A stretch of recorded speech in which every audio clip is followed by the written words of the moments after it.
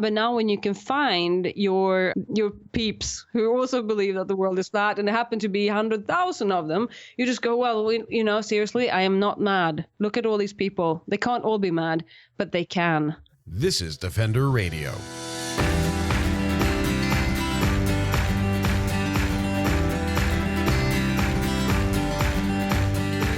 I'm Michael Howie, and this is Defender Radio, the podcast for wildlife advocates and animal lovers. It's contest time. Getting reviews on the Apple Podcasts app, iTunes, and other locations where you listen to the show goes a long way in helping new people find Defender Radio, hear the messages from guests, and ultimately help the animals. We're giving away a Defender Radio tee this week, and maybe a few other things in coming weeks.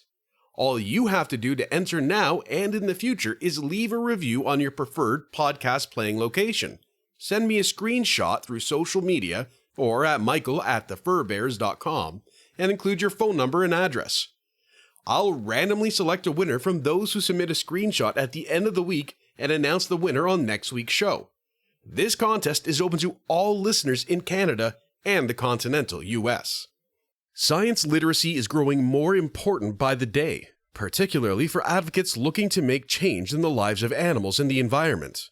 But between complex academic papers, bureaucrats and others who don't fully explain theories or provide citations, and the world of instant access social media, it isn't always easy to be on the side of fact. That's why the job of the science communicator is becoming vital. And that's why I wanted to talk to the best science communicator I know, Dr. Anna Zakrisson. Dr. Anna's Imaginarium is a brilliant collection of podcasts, social media groups, and videos, as well as a new business, that allows Anna to discuss all sorts of topics and issues related to science. With her PhD in biology and love of talking about science, she was the perfect person to join Defender Radio and explore what science literacy is, why social media could be making it harder to think critically, and how we can all do better as advocates, content creators, scientists, and content consumers. So let's start, let's talk a bit about who you are and what a science communicator is. I feel like that's where we need to get that out of the way first before we start getting into some of these various subjects we're going to delve in and out of. So what do you do? What is a science communicator? What's going on? Well, a science communicator can be many different things, I think. I mean, it really depends on your target group. There are some excellent science communicators out there who are communicating to other scientists. And that's a completely different type of communication strategy that is needed than, for example, if you're communicating with kids or the general public. And also depending on what your motives are. I mean, there are science communicators who have really marketing motives behind. I mean, they can still be extremely good science communicator and communicate really important and very interesting things, but their end motive, the motive is to sell something or to get traffic to a site or something. So that's one thing. And then there are people who are doing it as a hobby thing on the side and have different motives, basically. And then, so for me, it's I really love communicating with the general public because there's nothing better for me to just see a person suddenly light up and just become really interested in that really, really boring subject, chemistry or biology, that they all say like, oh, I had a teacher and she was so boring. And then have that person to write you emails for weeks afterwards, just asking for another book and another tip and another YouTube video or something like that. That is really like science communication was important to me personally. But that's, as I said, can really vary from person to person. And I guess the obvious next question is, what is science literacy? And I think that sort of introduces us a bit more into what we're going to be talking about today. It's a term that is being used more frequently, I would say, but I feel isn't necessarily well defined in the public sphere. So how would you define science literacy? Science literacy. Well, I'd actually stretch it so far and just say that science literacy is defined by if you can think critically or not. And I know there's a lot of people who don't agree with me on that, but I think that I find that people who think critically and have learned critical thinking, even though they might not have studied natural sciences in any type of in any form, they still have an easy time to grasp new topics or subjects. So, I've met people who really sort of dropped out of school, in high school, and but they still were extremely good at critical thinking. So they still keep on asking questions, and they just weren't satisfied by just a sort of fuzzy answer. And suddenly, and those are the people who are most likely to just light up and just go, whoa, this is so cool. And so I think that's how I would define it. But I know there's a lot of people who would not agree, and they would say that the literacy means to actually have the actual basic knowledge of a certain topic. For example, understanding and knowing what DNA is and so on and so forth. Or maybe be able to explain a genetic editing technique or something like that. But yeah, it depends also, I think. But that's my definition. And we'll move into an easy question for you. Do you think the internet, and specifically social media, have helped or hurt our ability to talk about science literacy, policy related to science, etc.? As I said, it's a nice, easy one for you to solve. So. Easy question, yeah, right. Well, it's really hard to know, because the thing is, before we were really stuck in our echo chambers, and now we're really stuck in our echo chambers. So yeah, well, it's hard to know. The only thing is that conspiracy theories, they can spread faster now. And also numbers matter. So if you have misinformation, which is spreading very fast over social media, has been shown in this this study that was recently published, particularly of Twitter. Mm-hmm. So you have a very fast spread of misinformation. I think that because you have these large numbers of people believing in misinformation on social media, that can be really, that worries me. Because if you see 100,000 people supporting an issue, you just go, well, if that many people supporting this or believing this, it must be true. Mm-hmm. And that was probably not the case before, when you were just sitting there alone in the lunchroom at your working place going, well, guys, I think the world is flat. And then everyone turns around and laughs at you. But now when you can find your peeps who also believe that the world is flat, and there happen to be 100,000 of them, you just go, well, seriously, I am not mad. Look at all these people. They can't all be mad, but they can. Because I just aggregated in one place. So, yeah. So it is, I struggle with it personally. My background is journalism, and I love the internet because we have this sudden access to everything. And I hate the internet because we have this sudden access to everything and no filters. Yep, exactly.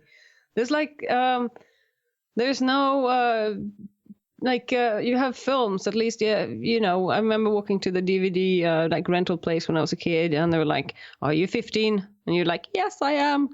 And pulled out something that was pretending to be a ID card. But we don't have any control over internet, basically, at all. It's completely unfiltered information. And it is really a problem, I think. But how to filter that without people screaming censorship is also hard.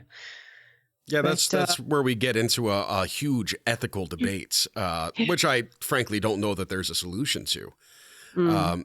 And speaking of debates, one thing I see a lot, and I see it a lot in the world of wildlife research and science and biology, ecology, and so on.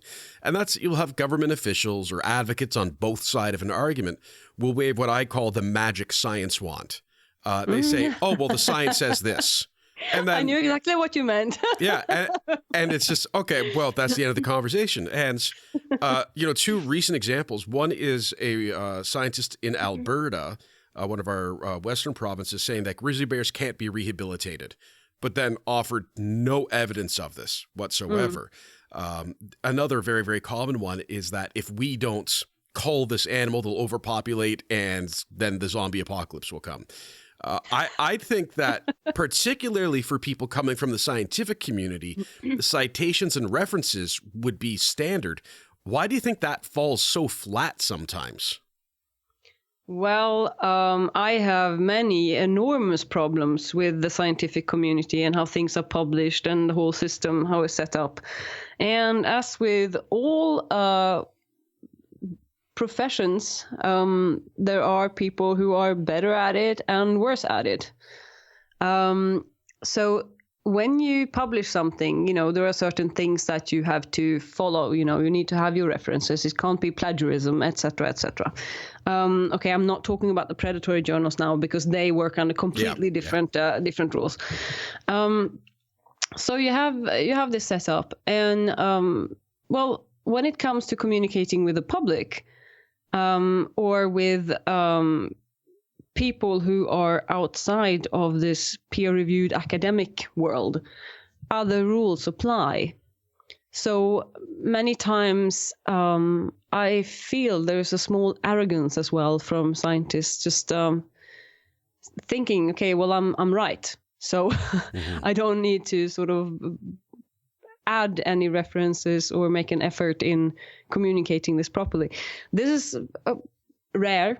The experience I have from Sweden when it comes to ecology, the colleagues that I've been working with there have been extremely good when they communicate with the public. Stakeholders always involved. Even meetings with the stakeholders between scientists, politicians, people living in the areas that are affected. And those projects have also been extremely successful.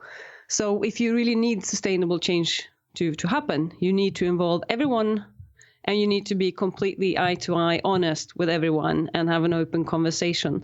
So, but I have seen from other places these reports where somebody's just telling people things, and that I think is an old way of communicating that just isn't right. And sometimes if you have somebody who might not be very thoughtful either, you might end up with reports or things like that is basically it's just a statement and not even backed up. Yeah, and then of course once it hits the media, an opinion becomes fact. Exactly. Yeah. And there was I wrote down some of the words in this, and I'm probably going to pronounce them wrong, so please correct me. But a few years ago, the media took research and extrapolated it just to a level of ridiculousness that I don't think has been seen since. And there was a study that showed, and you probably know this one, when rats were given resveratrol, physiological changes were found that were similar to those after an hour of exercise. And because resveratrol is found in wine, the headlines became that a glass of wine is the same as an hour in the gym. Of course it is. What are you talking about? I am completely supporting this. There's nothing wrong with the statement. There will never be anything wrong with the statement. End of discussion. Right. Oh, listen, I've got a PhD in biology, so I'm right? Okay. I'm just going to go and have a glass of wine now. But I mean, it was remarkable how quickly this spread.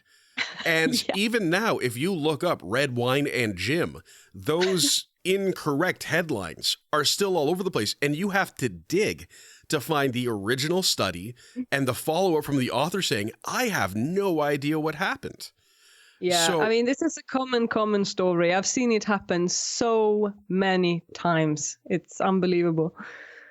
So if you have particular things people want to believe, those are really, really easy to manipulate like that. For a media outlet. So if you have somebody that, like weight loss or gym or anything that's really directly related to their life. I mean, things that, for example, if they found a specific gene in a worm that will make it wiggle a bit faster or something like that, it won't really sort of affect people's lives directly in that way. So it won't spin like that. But anything that has to do with, health or just your general life. I mean, that will spin. I mean, look at this. You have these ridiculous ads of like, lose 4 kilos of belly fat in 2 days, or, do this 2 minutes of exercise per day for a week and you'll be like beach ready and 8 kilos lighter. And everyone knows this is bullshit.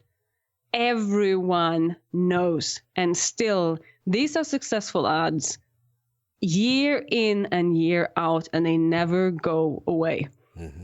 So because people want to believe, and if you have people wanting to believe, even I thought it sounded like a great idea, this study. So if you have that belief, then it's easy to put a spin on things. Very easy.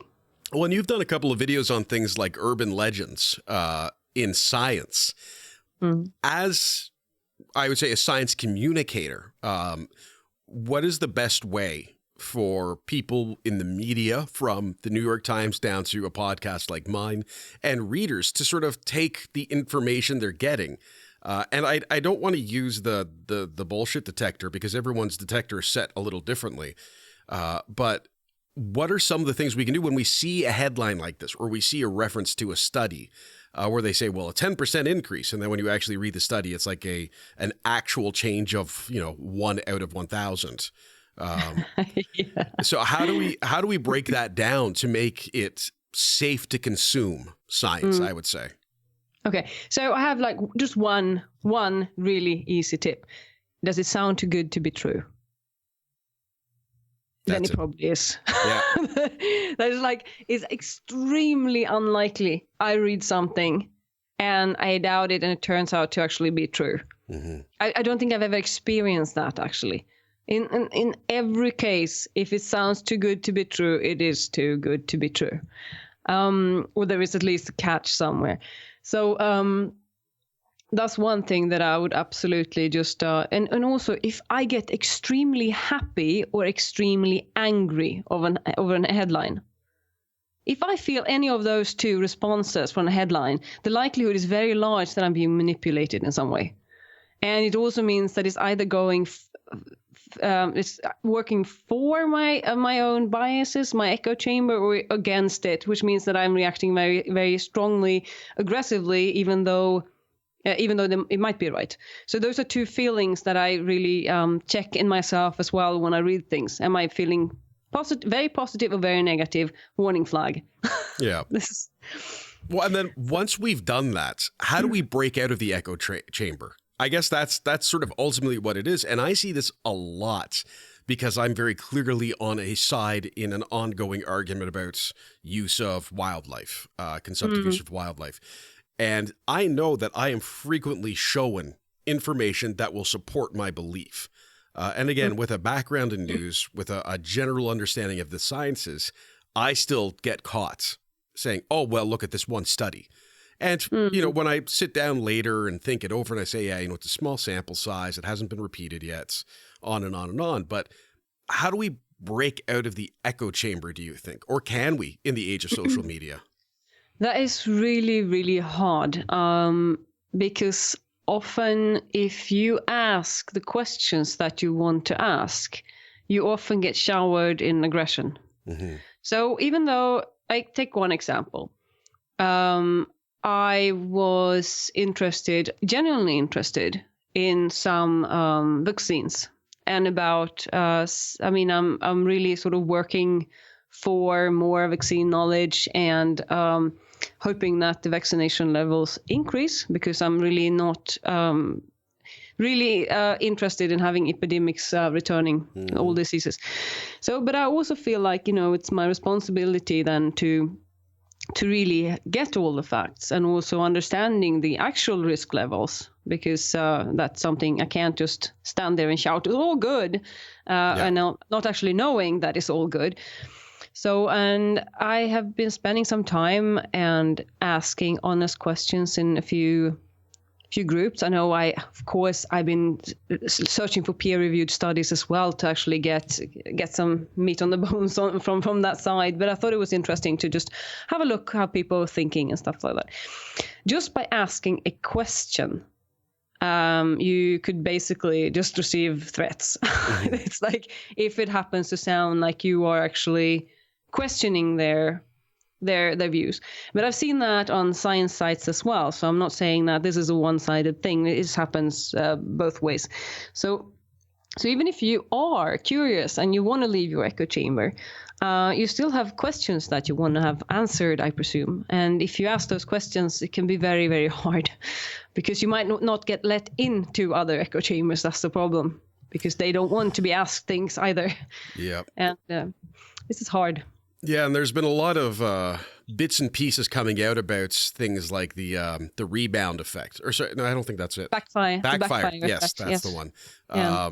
And that's fascinated me, especially as a professional advocate, and is really informing how I approach writing certain things and so on. Because, like, it's remarkable that, and I think it was actually probably vaccines that they were talking about, or pharmaceuticals in one study.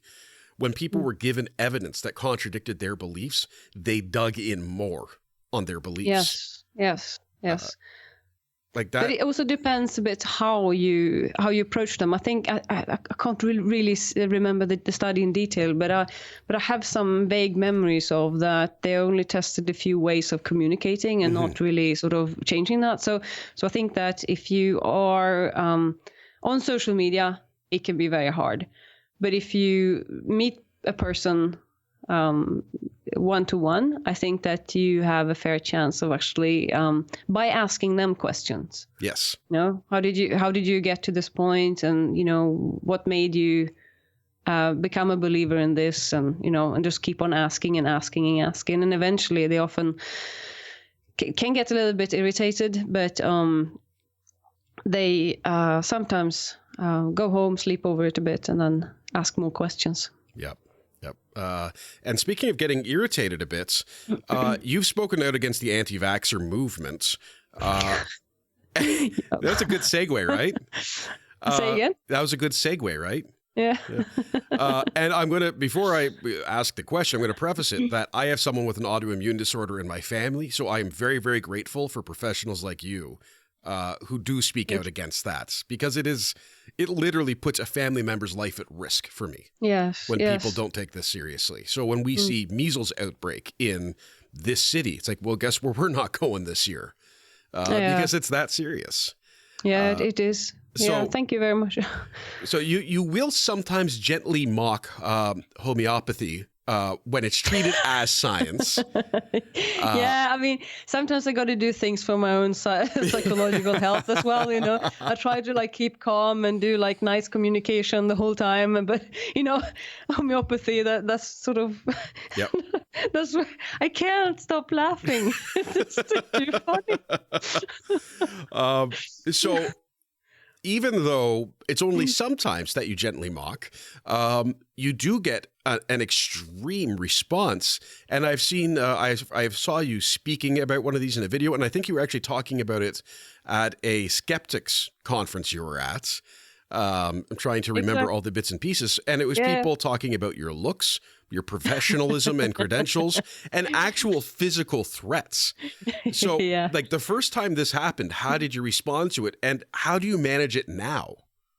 Well, the first time I responded to it or saw it, I thought, oh, whoa, that escalated quickly. And then I thought, okay, this was really odd, you know, because I don't know. I came from a sort of really naive echo chamber, I think, as well, on Facebook, where sort of people discussed sort of nicely and respected each other. But then when I started the page, I realized that there's a whole world of like fabulous insults out there that I wasn't aware of. I like.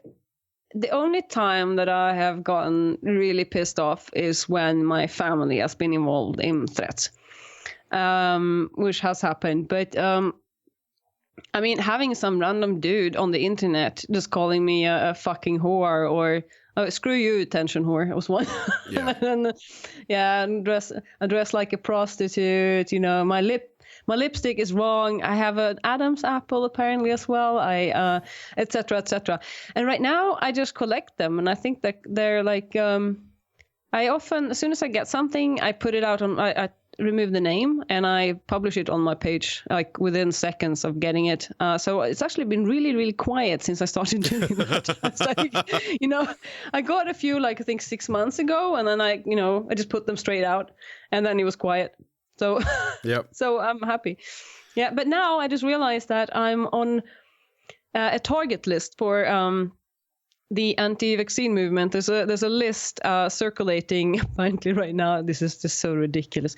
And because I've been speaking for vaccines, I am on that list. So I'm expecting new things to come in soon. So we'll see what they say. Anyway, I guess it's taking away the power is sort of the action that's happening there. Yeah. Yeah. No, I have a question from someone on a Discord from another show I'm on, who is actually a researcher as well as a scientist. And she said that the public has a skewed view of what a scientist is, what an experiment is, how long it takes for results, how predictions really work. And on the flip side, scientists have to show they are relatable, that they are people too, that share some of the same experiences. Do you think that this is a shared responsibility for science to become more accessible to the public? Yes, absolutely. I mean, I think the most important thing is to not separate kids out of school too quickly and have like a small group learning science and the rest not, but to sort of have critical thinking as a part of the curriculum, irrespective of what topic they learn. And then when they grow up, they will probably be more adept into understanding science and appreciating science as well. And from the scientist perspective, I think it's extremely important that scientists actually communicate outwards. I understand why it can be very hard. I mean, I've been working in research myself. I know how much you work, what ridiculous hours you put in for so little money. So to also have that expectation that when you work like that, like when you sleep in a lab in a sleeping bag just to be able to take your samples, to also then go out and be this wonderful communicator, it's really tough. So I completely understand that. But I think that there's a lot of institutes that could actually improve their media centers a lot. I mean, Jesus Christ, I've seen like some releases from media centers that weren't even search engine optimized. So they weren't, I mean, and really poorly written and just basically misunderstanding served on a silver platter. So I think that there should be better communication between the scientists and the media centers to actually have like, I don't know, workshops together, maybe once a year, just to meet up and become like first name basis on that with them, so that you can actually, what possibilities there are to communicate your science. And I think that's also for particularly for the young scientists to have that feeling of that, this is actually of interest for the public. I think that could be a very good and motivating thing as well. So, but the academic system is old and slow and needs revamping from the bottom up. So I don't really know how to solve this, but better communication has to happen.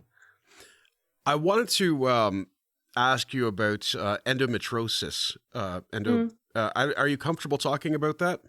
Yeah, absolutely. So you have spoken about your life with endometriosis. I think I said it right that time. Endometriosis, yes. Endometriosis. I am just a parrot, so I should really get people to say things for me ahead of time. And you spoke at one time about how life with it has informed your opinion on people that may be looking for miracle cures or traditional medicine. Are you able to share that? It's almost called a revelation, it seemed, that you had, just sort of giving you a different bit of insight. Yeah, I mean, the thing is, I often see people getting very, very angry with people searching for alternative treatments and so on. But I think it's very important to understand their personal backgrounds. I was diagnosed with endometriosis 2005, but then I had already gone 10 years with very severe pains in my stomach. It's very common that women with this illness have to wait for about 10 years before they are actually diagnosed, which is a shame. And I hope that will change. But what happens when you live with chronic pain is that you become desperate.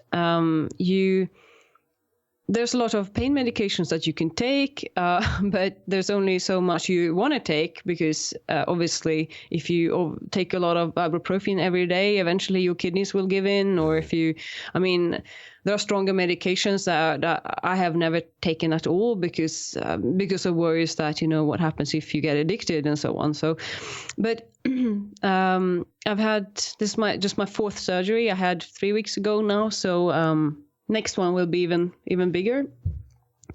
But you have a lot of pain and you have a lot of other problems. You're extremely tired sometimes and so on. So what happens when you have a chronic illness, you basically don't get diagnosed. Doctors, they don't believe you. You're extreme pain. You even get sent to a psychologist because psychosomatic disturb, and which basically wasn't the case where they discovered when I had my emergency surgery. But you get to the point.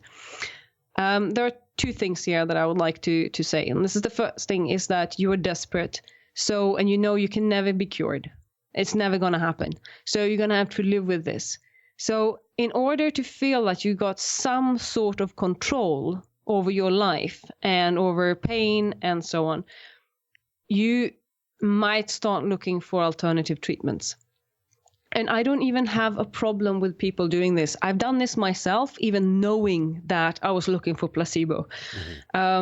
But some rituals and, even if you go for massages, I don't want to call that an alternative treatment, but acupuncture, whatever, just getting attention from a person that listens to you and understands, or, at least pretends to understand, it does a lot good for your psyche. Instead of having a doctor telling you, okay, we've got 5 minutes. Okay, you've got endometriosis. Do you want to have this really, really heavy hormonal treatment that's going to put you in a synthetic menopause and make you get depression? If you say no, then just go, so why are you here? So that can be really harsh. So if you have suddenly an acupuncturist who takes an hour and, calms you down and say everything's going to be good and all that, it's understandable. It's completely understandable. That doesn't mean that I don't understand the problem with the ethics of people lying. I've had alternative treatment people telling me that they will cure my endometriosis. And this is where my patience stops, because that is not true. That is complete and utter bullshit. So, but I hope that the sort of caring part of the alt-med crowd could be brought into medicine in a better way. But how to finance that, I have no idea. Yeah. But I think that this is where we have a problem. That was a very heavy story. It brought me down, and I feel bad now. No, it's okay. No, it's a very important story, and it's I'm very thankful that you shared. It's just very I need to sit and let that sink in now. But we will push forward.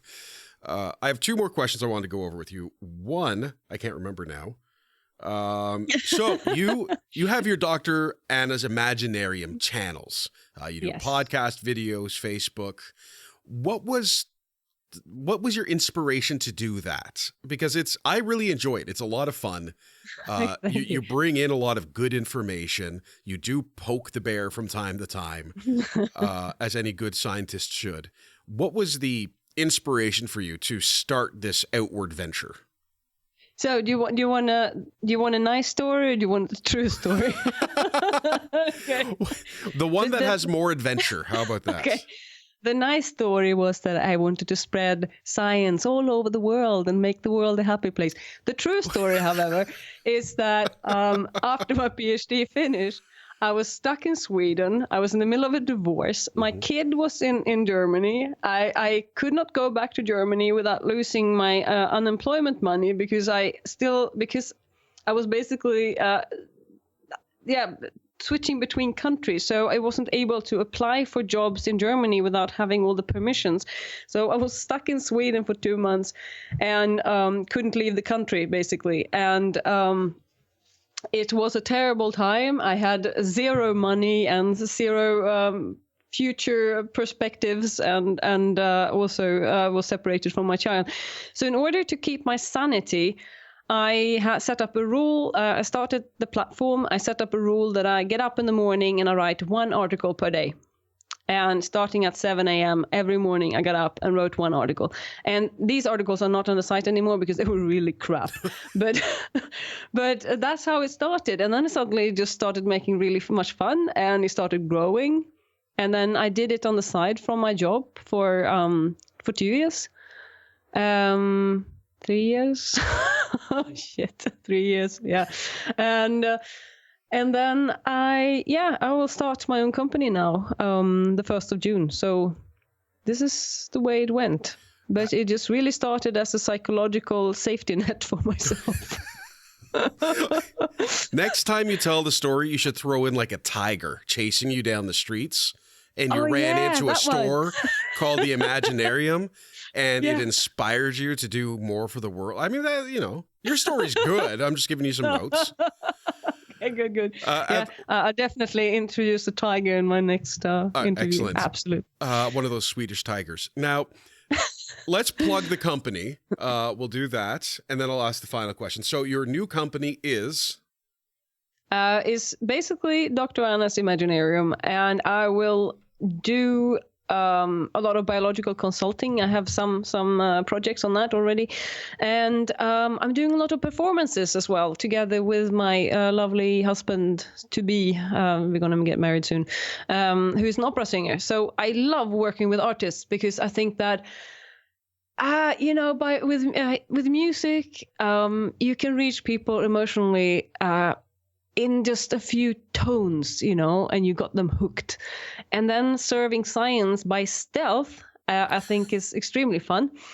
So we also do a lot like fakir shows as well. So we have a lot of like really sort of unconventional ways of communicating science. We did Orfeo with actually body suspension with hooks and everything. And they were singing opera musicians. And then I had a science lecture on the biology of pain. And then now we have a performance about Mad King George III that we start with a lecture about his illness, and then it goes into an opera performance afterwards. And it's going to be an audience that is highly educated and extremely science illiterate, I think. So it's going to be interesting to see how they respond to this. It sounds both terrifying and fascinating. So I'm looking forward to seeing more about it online myself. Thank you. I feel like you keep ending these stories, and I go, okay, I need now an hour to sit and think about what you've just said and come up with intelligent follow-ups. Because normally it's like, so what did the population dynamic tell you? Well, the population dynamic told us that the wolves are okay. Well, that's good. Let's ask the next logical question. But when you end with opera and body suspension, I feel like I'm just emotionally not prepared as an interviewer. It can be a bit, but we do it in a very, very beautiful way. We try to remove all the macabre. But I'm so interested in the sort of the feeling of disgust, because I think it's such an interesting emotion in humans, and it's often related to our biology. So I think that's really, really fascinating me. And having these basically hooks in the skin, it basically just really shows us as the sort of bags of meat and muscle and bone that we actually are. So I think it's interesting from a biological sort of visual viewpoint. So, well, I have seen body suspension online. I've never participated, and I don't know that disgust would be the word I use. Confusion, I think. Like in all honesty, I don't get it, and then the empathy or the sympathy kicks in, and I'm like, that must really hurt. Yeah, and that kind of leads back to the confusion for me. But disgust is surprising. Yeah.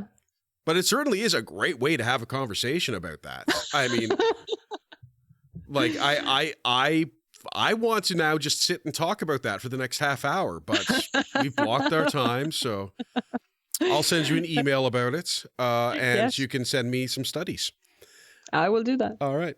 And I wanted to wrap up by asking, of all things, now we're going to circle back to advocacy and wildlife and podcast and things.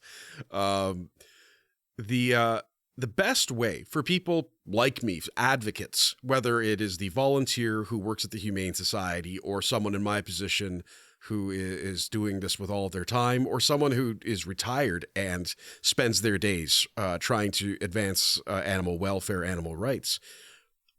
From your perspective as a scientist, what can we, those of us who do not have that scientific background, do better to improve our ability to communicate using science? Oh, that is a tough one, but I think that that is really, really tough. I think that contacting scientists and actually have more interviews directly, like we're having now, I suppose. But because you often see this stories about science being written about very clinically, or very sort of either it comes from a very sort of marketing perspective, as going out, oh, look at this new startup producing this great new genetic engineering stuff, or you have this quite dryly written piece. And I think that to have somebody every so often just going, look at this because this is so awesome, and then just being really sort of you can read things and actually feel the enthusiasm of the person. Because when you read about movies or about music, you can often feel that through the words, what the author is feeling. And why not science? Because this is how most scientists I know, they feel like that. They feel, when you discover something new, or when an experiment works out and you just have the results and you just see these patterns. I mean, it's amazing. It's like it's describing the world around us, life itself. It's like what can be more cool than that? So, and this is what I'm sometimes missing. It's really sort of just often reports about things that have happened, or, scientists have now found that if you give rats in that style, and it's a bit of a shame that you don't get that sort of personal story about scientists doing science and finding cool stuff. Because back in the Victorian days, this was the case. And even the peer-reviewed studies sometimes even included that. Somebody's going like, this day was the most amazing day because the liquid suddenly turned clear, and then they describe the experiment. So that has sort of gotten lost somehow. And I think it's a bit of a shame. To learn more about Dr. Anna's Imaginarium, find her on Facebook, Instagram, Twitter, YouTube, or visit her website at annazakrisson.com. That's it for now, folks. I want to thank Dr. Zakrisson for joining me and spending so much time talking about this important issue. I also want to thank all of you for listening and leaving reviews on iTunes for your chance to win a Defender Radio t-shirt. Until next time, I'm Michael Howie for Defender Radio, reminding you to stay informed and stay strong.